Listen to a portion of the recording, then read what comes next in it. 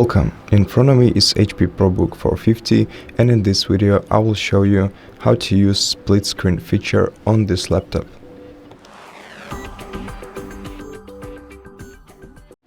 So to demonstrate to you how this split screen feature works, I'll first have to open several applications on my device. So let them be the Windows Edge and the File Explorer.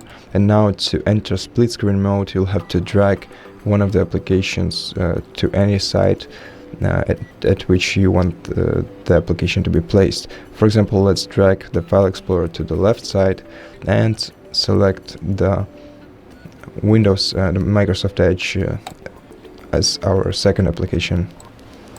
Right here we can resize them to adapt them for our purposes, and basically that's how you enable the split screen feature on your laptop.